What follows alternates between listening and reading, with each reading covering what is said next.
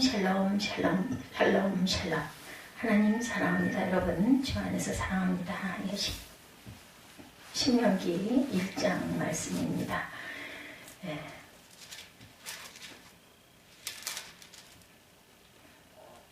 모세, 저자는 모세죠. 주제를 봅니다. 신명기는 가나안 땅을 보기만 하고 들어가지 못하는 모세가 죽음을 한 달 남겨두고 광야 40년 생활을 회고하면서 출애굽 2세대에게 선포한 최후의 강론이죠. 모두 3편의 설교로 구성되어 있고 시내산에서 받은 율법, 언약에 대한 설명과 언약을 지키는 자에게 복과 생명과 그리고 언약을 배반한 자에게는 저주와 사망이 있음을 말하고 있습니다. 서론이 1장 1절에서 5절, 모세의 1차 설교가 1장 6절부터 4장 43절까지, 2차 설교가 4장 44절부터 26장 19절까지, 3차 설교가 27장 1절부터 31장 29절까지, 고별사가 31장 30절부터 34장 12절 마지막까지 이렇게 나타나 있습니다.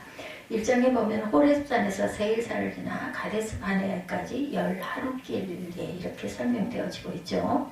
호렙산에서 가데스 바네아까지 10하루길이고 가데스 바네아에서 가나안 남방 브엘세바까지는 4, 5일 정도면 들어갈 수 있다고 하죠. 그런데 하나님을 거역함으로 인하여서 그 길을 무려 40년 동안 방황하다 마침내 제40년 11월에 도착하게 되죠. 그래서 이 율법을 설명하기 시작하더라. 5절에 보면 모세가 모압 평지에서 출애굽 제2세대들에게 설명한 율법은 40년 전 시내산에서 모세에게 명하신 규례와 법도와 율법이죠. 이 율법은 신약시대에 와서 폐허진 것이 아니라 오히려 완전하게 되어지는 그런 역사가 일어납니다.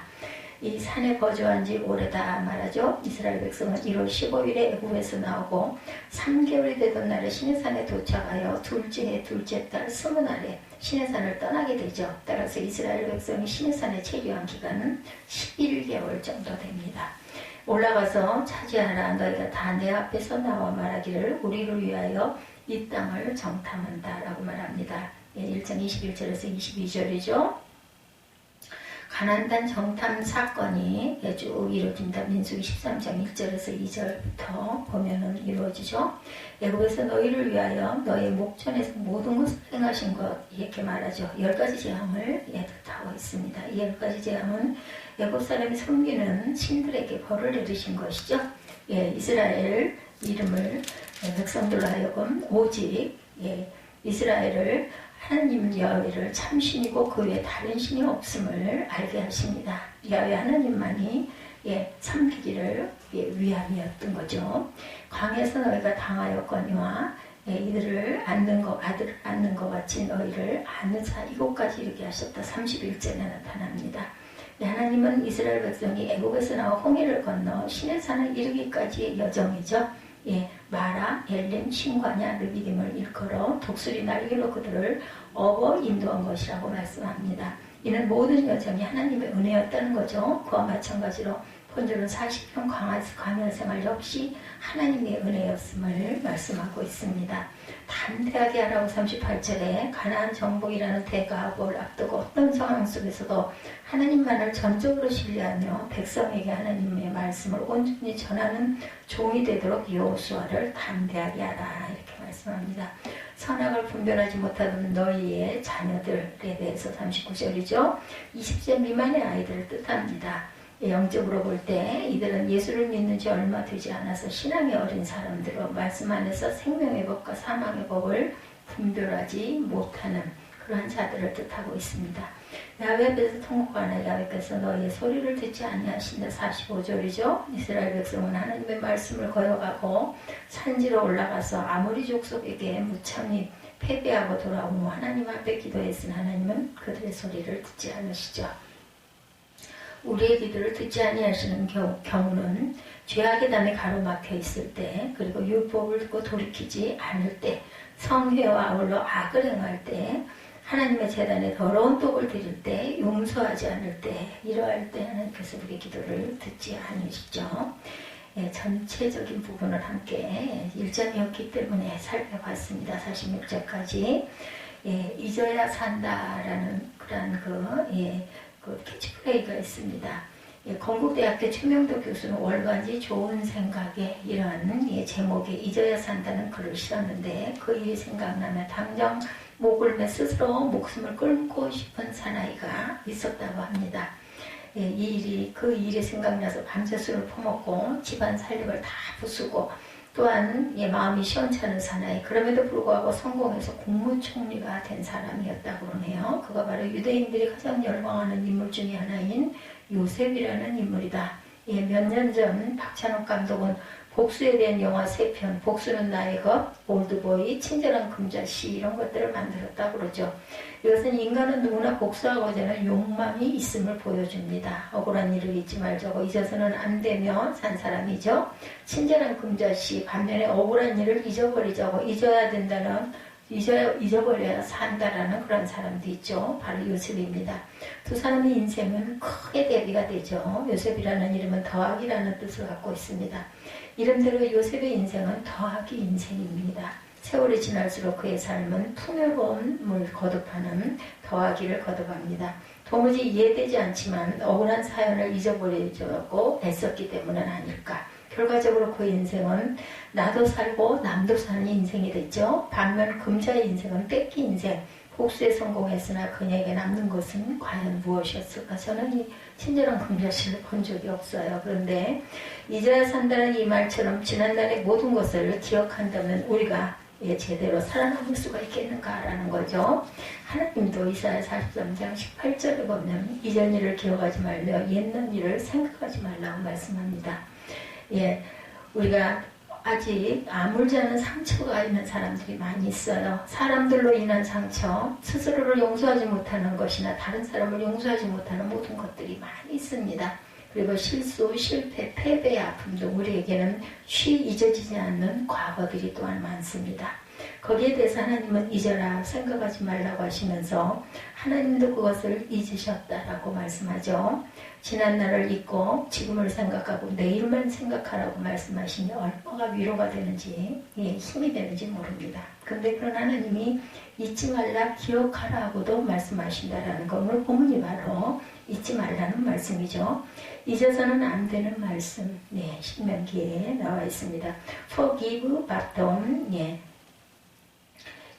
ever forget, 절대로 잊지 말라.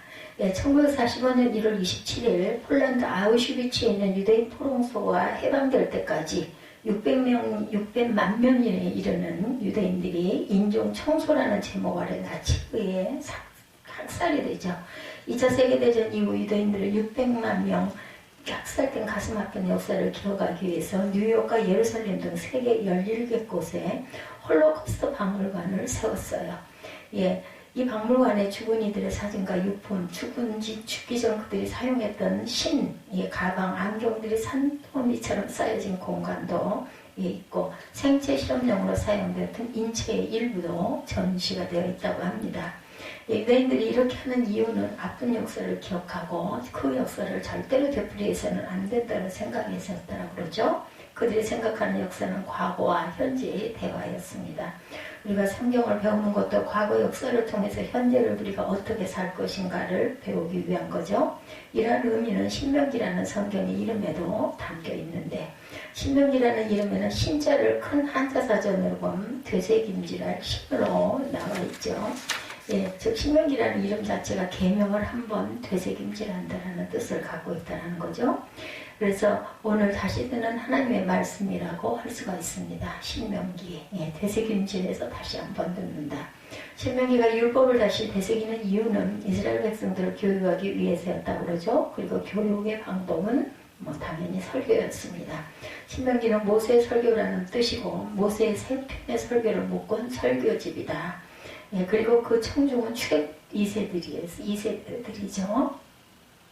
설교를 한 시기는 출애굽 후 제40년 11월 1일 헤스본과 바산을 정복해서 헤스본의 아모리 왕 시온과 바산왕 옥을 죽인 후 4기가 충천할 때였습니다. 그리고 장소는 여리고로 보이는 요단강 동편 모압 평지. 유대 전승에 가면 모세는 이곳에서 36일간 설교했다고 합니다. 모세의 첫 번째 설교인 1장부터 4장까지는 광야 40년 동안의 죄악을 회고하는 것이죠.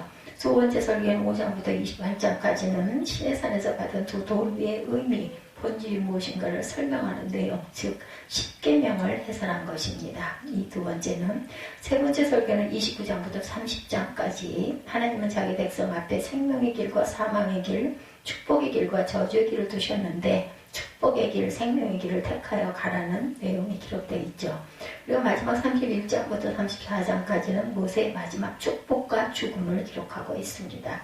예, 모세가 이스라엘 백성들에게 율법을 반복하는 이유는 무엇일까? 예, 그렇게 귀에 못이 박히도록 듣고 들었던 말씀을 또다시 반복해서 들어야 했던 이유가 있을 것인데, 우선 그들이 들은 말씀이 믿음과 순종으로 반응하지 않았기 때문에 그 믿음과 순종 없이는 이제부터 시작되는 가나안 삶이 광야의 삶보다 훨씬 더 힘들 것이다 라는 거죠. 그래서 모세는 율법의 말씀을 반복해서 들려줍니다. 이것이 오늘 본문이 들려주는 첫 번째 메시지입니다. 잊어서는 안 되는 사건, 가데스 바네아. 예, 오늘 본문이 들려주는 두 번째 메시지. 오늘 본문은 지금으로부터 38년 전 가데스 바네아에서 있었던 일을 회고하는 거죠. 이스라엘 백성은 하나님의 진군 명령을 따라 호렙산을 떠나 크고 두려운 땅 광야를 지납니다. 그리고 마침내 가나안 땅인 그 가데스 바네아, 예, 들어가는 문이죠. 도착합니다. 그때 하나님은 모세를 통해서 그들이 올라가 차지해야 할 땅에 대해서 말씀합니다. 예, 1장 7, 8절 방향을 돌려 행진하여 아모리 족속의 산지로 가고 이렇게 표현하죠. 그 근방 곳곳으로 가고 아라바 산지와 평지와 네겝과 해변과 가나안 족속의 땅과 레바논과 큰 강 유브라데까지 가라. 내가 너희의 조상 아브람과 이삭과 애국에게 맹세하여 그들과 그들의 후손에게 주리라 한 땅이 너희 앞에 있으니 들어가 그 땅을 차지할지니라. 하나님은 들어가서 그 땅을 차지해라 라고 말씀하죠. 왜 하나님은 그 땅을 정복하라고 하셨을까요? 그 땅이 아시아와 아프리카와 유럽을 잇는 중간 지점, 교통과 무역 등 지정학적인 중심이어서 그랬을까요? 아닙니다. 아브라함 때부터 약속하신 땅이니까 그곳 원주민들이 하나님과 사람 앞에 패역했기 때문에, 그리고 그곳에 하나님의 나라를 건설해야 했기 때문입니다. 그렇다면 이스라엘이 그 땅을 정복하여 거기에 세울 나라는 어떤 땅일까? 16, 7절에 보면 내가 그때 너희의 재판장들에 명하여 이르기를 너희가 너희 형제 중에 송사를 들을 때 쌍방간에 공정히 판결할 것이며 그들 중에 있는 탑빈들에게도 그렇게 할 것이라. 재판은 하나님께 속한 것인즉 너희는 재판할 때 외모를 보지 말고 귀천을 차별 없이 듣고 사람의 낯을 두려워하지 말 것이며, 한마디로 지금까지 그들이 살아온 세상과 세상 사람의 나라와는 다른 나라다. 인종, 출신, 성분, 외모, 귀천 등으로 인하여 차별을 받지 않는 나라. 그들은 과거 이집트에서 노예 백성으로서의 차별을 받았었죠. 그리고 그들 주변에 있는 고대 근동 국가들 역시 억압과 착취가 만연한 사회, 힘이 다스리는 사회를 이루고 있었는데, 이런 세상에서 장차 이스라엘이 세울 나라는 아모스 5장 24절에 오직 정의를 물같이 공의를 마르지 않는 강같이 흐르게 할지어다 라는 말씀대로 공의와 정의가 강같이 흐르는 나라, 차별이 없고 균등과 기회가 보장되는 사회에 누구나 자기의 재능에 따라 능력을 발휘할 수 있는 나라, 폭력, 부정부패가 없는 나라였죠. 그리고 무엇보다 하나님의 말씀에 삶의 기준이 되는 나라, 하나님은 거기에 이러한 나라를 세우기 위해서 올라가서 차지하라 말씀하신 거죠. 그러면 이스라엘은 어떻게 그 땅을 차지할 수가 있었을까? 38년 전 그들이 가데스 바네아에 도착했을 때 모세는 출애굽 1세대들에게 말합니다. 21절에 너희 하나님 야훼께서 이 땅을 너희 앞에 두셨은즉 너희 조상의 하나님 야훼께서 너희에게 이르신 대로 올라가서 차지하라. 두려워하지 말라, 주저하지 말라. 이 말씀은 출애굽기 33장 1절부터 3절 말씀에 근거합니다. 여호와께서 모세에게 이르시되 너는 내가 애굽 땅에서 인도하여 낸 백성과 함께 여기를 떠나 내가 아브람과 이삭과 야곱에게 맹세하여 네 자손에게 주기로 한 그 땅으로 올라가라. 내가 사자를 너보다 앞서 보내어 가나안 사람과 아모리 사람과 헷 사람과 브리스 사람과 히위 사람과 여부스 사람을 쫓아내고 너희를 적과 고려하는 땅에 이르게 하려니와, 하나님께서는 이스라엘 백성에 그 땅을 주셨으므로 두려움 없이 주저함 없이 올라가 차지해야 한다는 거죠. 하나님이 그들을 위하여 친히 싸우실 것이다. 그들의 가장 강력한 무기는 칼과 창이 아니라 하나님 자신이었습니다. 하나님이 친히 앞서가며 싸우시면 아무도 막을 수 없고 따라서 하나님을 따르는 자들은 완전히 승리를 거둘 수 있는 거죠. 이 명령을 받은 이스라엘의 반응은 하나님의 약속을 믿고 곧바로 진군에 들어가기보다는 망설이죠. 그리고 정탐꾼을 먼저 보내서 살펴보자 합니다. 정탐꾼들이 그 땅에서 무화과 성류 포도송이를 어깨에 메고 돌아와 그 땅은 적과 끓이려는 땅이라며 좋아했지만 아무리 족속들의 장대함과 그 성읍이 크고 성곽은 하늘에 닿았다는 점 때문에 두려움에 사로잡힙니다. 그들은 지금까지 승리를 주신 하나님을 보지 못하고 거대한 아낙 자손들만 보인 거죠. 그리고 가나안은 자신들로부터 정복 불가능한 땅이다 이렇게 결론을 내리죠. 그것만이 아니라 심지어 하나님이 자기를 미워해서 가나안 족속의 손을 죽이려고 출애굽을 시켰다는 황당무계한 해석을 하며 하나님을 원망하죠. 그러나 모세는 그런 그들에게 믿음을 심어주려고 애를 씁니다. 첫째, 하나님께서 먼저 가셔서 그들을 위해 싸우실 것이기 때문에 하나님을 믿고 올라가라. 30절에 보면 너희보다 먼저 가시는 너희 하나님 여호와께서 애굽에서 너희를 위하여 너희 목전에서 모든 일을 행하신 것 같이 이제도 너희를 위하여 싸우실 것이며 가나안 정복 전쟁은 하나님이 친히 싸우시는 전쟁이라는 거죠. 그것을 이스라엘은 애굽에서 홍해에서 목격했습니다. 애굽은 문화, 정치, 경제, 군사 등 모든 면에서 위대한 제국이었죠. 아브라함이 애굽에 내려갔을 때 아마 그곳에는 피라미드가 있었습니다. 요즘 과학자들도 그 당시 애굽 사람들이 어떻게 피라미드를 건설했을까 그 높은 기하의 수준에 감탄하고 있죠. 애굽은 출애굽 당시 이미 철경거를 소유하고 있었습니다. 하나님 그런 나라를 이스라엘의 목전에서 황폐하게 시켜버리셨습니다. 그리고 군대를 홍해에 수장시키시죠. 하나님이 얼마나 위대하고 강한 분인지 직접 눈으로 봤어요. 이 하나님과 싸워 이길 신이 세상에 없죠. 전능하신 능력으로 애굽을 물리치신 하나님이 그들을 위해 싸우실 때 아무런 문제가 없을 테인데도 변함없이 그들을 위해 싸우실 것이고 살아계신 하나님이시고 자기 백성을 위해서 싸우시는 하나님이 계신데도 불구하고 두려워합니다. 두 번째 모세는 하나님께서 지난 2년 광야를 지날 때 아버지가 아들을 안는 것처럼 이스라엘을 안고 이곳까지 인도하셨다 이렇게 선포하죠. 31절에 광야에서도 너희가 당하였거니와 사람이 자기 아들을 안는 것 같이 너희 하나님 여호와께서 너희가 걸어온 길에 너희를 안으사 이곳까지 이르게 하셨느니라. 광야는 크고 무서운 곳입니다. 뜨거운 태양이 장렬하고 마실 물도 없고 길도 없는 곳이죠. 곳곳에 무서운 뱀과 정갈이 기어다닙니다. 그리고 언제 어디서 사막을 자기 앞마당처럼 씌우고 다니는 부족들이 나타날지 알 수가 없어요. 그러나 하나님은 그곳에 맘대로 그들을 먹이시고 반석에서 샘물이 나게 해서 그들의 마른 목을 축이게 하셨고 낮에는 구름 기둥과 밤에는 불 기둥으로 따뜻하게 인도하시고 보호해 주셨습니다. 그들이 몸을 쉴 곳을 미리 살펴주셨고 강력한 아말렉 사람들을 이기게 해주셨죠. 따라서 가나안을 바라보는 지금의 이스라엘 백성들은 하나님이 이런 보호해 주시는 사랑과 능력을 믿었어야 했어요. 하나님은 가나안 전쟁 때도 그들을 지켜주실 것이고 이기게 해주실 것이었다라고 말씀하죠. 이스라엘은 하나님을 믿지 않습니다. 그러나 하나님은 그들의 원망하는 소리를 들으시고 노하시며 맹세하시죠. 39절에 이 악한 세대 사람 중에 내가 그들의 조상에게 주기로 맹세한 좋은 땅을 볼 자가 하나도 없으리라. 온전히 순종한 여분의 아들 갈렙과 눈의 아들 여호수아만이 그 땅에 들어갈 것이라고 말씀하죠. 그리고 그들이 걱정하던 그들의 자녀들만이 그 땅에 들어갈 것이다 말씀하십니다. 그리고는 이스라엘에게 방향을 돌려 홍해길을 따라 광야로 들어가도록 하죠. 이에 원망하던 이스라엘이 깜짝 놀라 죄송합니다. 우리가 하나님께 범죄하였나이다 하면서 하나님 금하신 것을 거스러 그 땅에 올라가 싸우겠다고 나섰다가 아모리 족속들에게 패하여 호르마까지 도망가야 했습니다. 그리고 그들은 자신이 가데스 바네아에서 정탐을 위해 40일 머물렀던 날수대로 40년을 광야에서 지내면서 거기서 결국은 다 죽고 맙니다. 그렇게 해서 불신의 세대는 광야에서 사라지죠. 정리하면 이스라엘이 호렙산에서 출발하여 가데스 바네아에 도착하는 데는 겨우 10하루길이었어요. 그런데 3절 40째 해 11째 달 그 달 첫째 날이라고 하는 것은 10하루면 도착할 수 있는 거리를 40년이 걸려 도착했음을 증거합니다. 벌써 38년 전에 들어가야 했던 약속의 땅에 이제야 들어가게 되었다라는 거죠.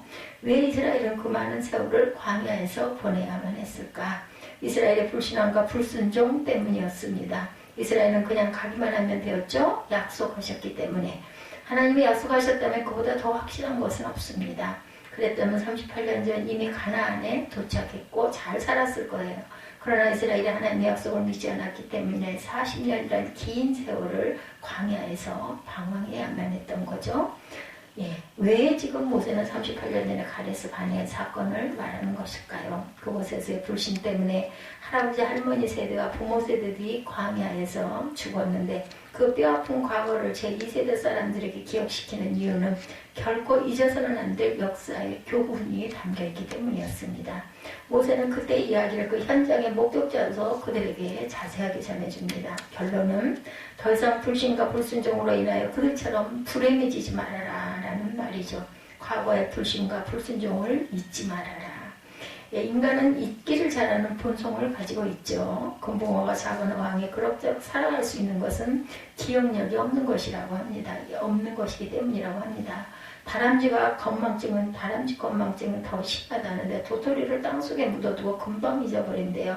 그 덕분에 싹이 나서 상수리 나무에 숲을 이룬다고도 합니다. 저와 여러분도 잊을 건 잊어야 한다는 거죠. 어떤 것은 잊어야 행복한 것들이 많습니다. 그런데 오늘 본문에서 하나님은 성도가 잊어서는 안 될 것을 말씀하죠. 그것은 바로 지난날의 실패. 왜 실패를 이렇게 기억해야 된다고요? 아기는 2000번을 넘어져야 걷는다고 합니다. 로랑 구넬 가고 싶은 길을 가라. 여기에 이렇게 써 있습니다. 여러분은 걸음마를 배우는 아기가 단번에 성공하는 것을 보신 적 있습니까? 거의 없죠. 일어서려고 하다가 넘어지고 섰다가 또 콩 엉덩방아를 찢죠. 평균 2000번을 넘어져야 비로소 걷는 법을 배운다고 합니다. 이스라엘의 부모 세대의 실패를 통해서 얻은 것은 무엇입니까? 불신과 불순종이야말로 우리 삶을 가장 쉽게 넘어지게 만드는 것이고 앞으로 나아가지 못하게 만드는 것이고 살아계신 하나님의 은혜와 능력을 누리지 못하게 만드는 것임을 알게 되죠.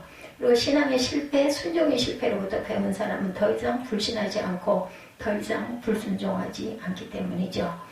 살아계신 하나님이 저와 여러분들과 함께 계십니다. 이 말은 저와 여러분 앞으로의 삶에 대해 모든 것이 다 보장되어 있다는 뜻이죠. 하나님은 여러분의 앞에 가시면서 믿음으로 따라오라 하시고 순종으로 요단강물에 발을 담그라고 말씀합니다. 여호수아나 갈렙은 이 하나님을 믿었죠. 그래서 200만 이스라엘이 누리지 못하는 것을 누렸습니다. 그러나 불신하고 순종하지 않은 사람들은 광야 모래 속에 묻히고 말죠.